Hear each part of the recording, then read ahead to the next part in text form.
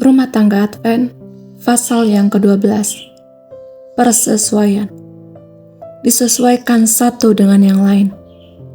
Di dalam banyak keluarga tidak terdapat kesopan santunan Kristen, rasa hormat yang benar, penurutan dan hormat terhadap satu dengan yang lain yang akan menjadikan anggota-anggotanya mengadakan perkawinan dan membuat rumah tangga menjadi bahagia kepunyaan mereka sendiri.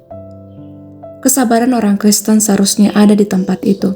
Kemurahan hati, sopan santun yang manis, dan belas kasihan. Padahal di sana terdapat perkataan-perkataan yang tajam, pikiran-pikiran yang bertentangan, serta roh yang suka mencela dan bersifat diktator. Seringkali terjadi sebelum perkawinan diadakan, orang-orang yang bersangkutan hanya mempunyai sedikit kesempatan untuk berkenalan satu dengan yang lain, tidak mengenal waktu dan tabiat masing-masing.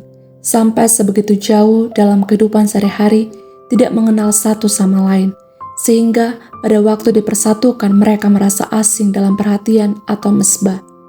Ditemukan banyak orang bahwa mereka berkenalan terlalu terlambat, tidak cocok satu dengan yang lain, maka kesengsaraan seumur hidup yang menjadi hasil perkawinan mereka itu.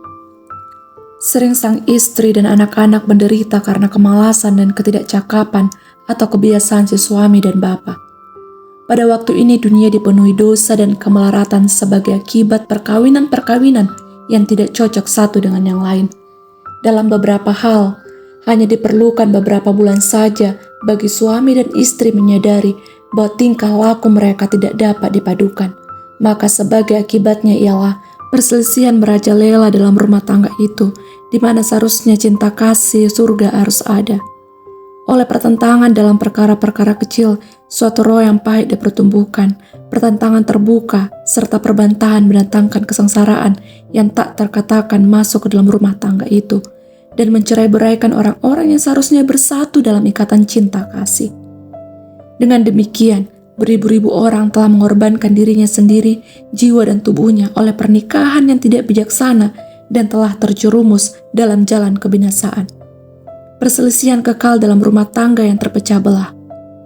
Kebahagiaan dan kesejahteraan orang yang ada dalam rumah tangga bergantung atas persatuan kedua belah pihak. Bagaimanakah mungkin pikiran jasmani dapat rukun dengan pikiran yang terpisah kepada pikiran Kristus? Yang seorang sedang menabur kepada daging, berpikir dan bertindak setuju dengan gerakan dan dorongan hatinya sendiri. Dan yang satu lagi sedang menabur kepada roh, berusaha hendak membuang sifat mementingkan diri sendiri, mengalahkan kecongkakan hati, serta hidup dalam penurutan kepada Tuhan, karena ia mengaku menjadi hambanya.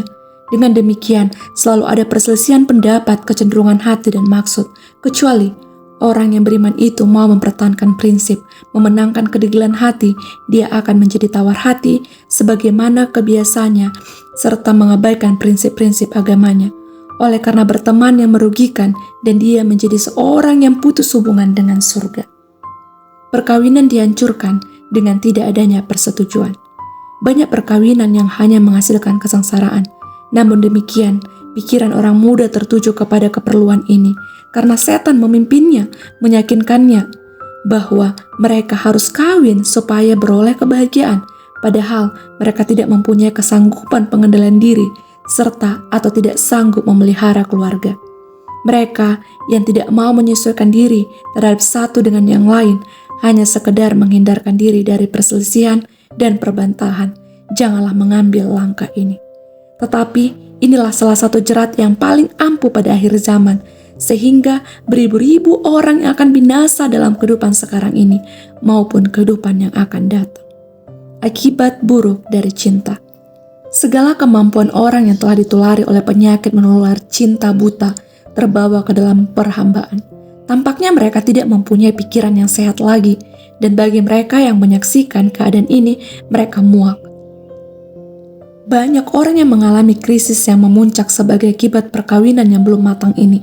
Setelah kesenangan baru itu berlalu dan cinta birahi yang mempesonakan itu berakhir, maka salah satu atau kedua-duanya sadar tentang keadaan diri mereka yang sebenarnya. Lalu menemukan dirinya tidak cocok satu dengan yang lain, tetapi sudah terikat untuk seumur hidup, terikat terhadap satu dengan yang lain untuk sumpah yang hikmat dan tekun, Dengan hati yang remuk, mereka memandang kepada hidup kemelaratan yang harus mereka pikul. Yang seharusnya mereka akan memanfaatkan kesempatan itu dengan sebaik-baiknya, tetapi banyak yang rela berbuat demikian. Ternyata mereka tidak memperbaiki sumpah palsu yang mereka ucapkan pada perkawinan itu, melainkan meletakkan kuk di atas leher mereka dan mengalami pahit getir yang memilukan, sehingga tidak sedikit orang yang mengakhiri nyawa mereka dengan cara-cara pengecut. Sejak sekarang ini, seharusnya hal itu menjadi pelajaran untuk seumur hidup bagi suami istri. Bagaimana caranya menghindarkan segala hal yang menimbulkan perselisihan serta memelihara senantiasa sumpah perkawinan itu. Pengalaman orang lain menjadi suatu amaran. Tuan Anu mempunyai tabiat yang tidak baik karena dipermainkan oleh setan dengan cara yang licik. Peristiwa ini haruslah mengajar orang-orang muda satu pelajaran tentang perkawinan. Istrinya dipengaruhi perasaan dan dorongan hati, bukan dengan pikiran sehat dan pertimbangan dalam memilih seorang kawan. Apakah perkawinan mereka itu sebagai hasil cinta yang benar? Tidak. Itu adalah akibat dorongan hati hawa nafsu buta dan najis. Tiada seorang di antaranya yang dapat dipantaskan untuk segala kewajiban kehidupan rumah tangga. Bila mana kesenangan baru dan segala perkara yang baru telah berlalu, telah mengenal satu dengan yang lain, apakah cinta mereka bertambah kuat? Cinta kasih mereka semakin mendalam, dan apakah kehidupan dipadukan dalam kerukunan yang indah? Yang terjadi sebaliknya, sifat-sifat tabiat mereka bertambah buruk dalam prakteknya. Gantinya, perkawinan mereka suatu kebahagiaan kesusahan yang bertambah-tambah. Untuk bertahun-tahun lamanya, saya telah menerima surat dari yang tidak bahagia, dan cerita-cerita itu terbuka di hadapan saya, cukup memuakkan dan sakit hati. Bukanlah suatu perkara yang mudah untuk mengambil keputusan dalam memberi nasihat bagi orang-orang yang malang ini, dan dengan cara bagaimana nasib mereka yang buruk itu dapat diringkaskan. Tetapi hendaknya pengalaman mereka yang buruk itu menjadi amaran kepada orang-orang lain.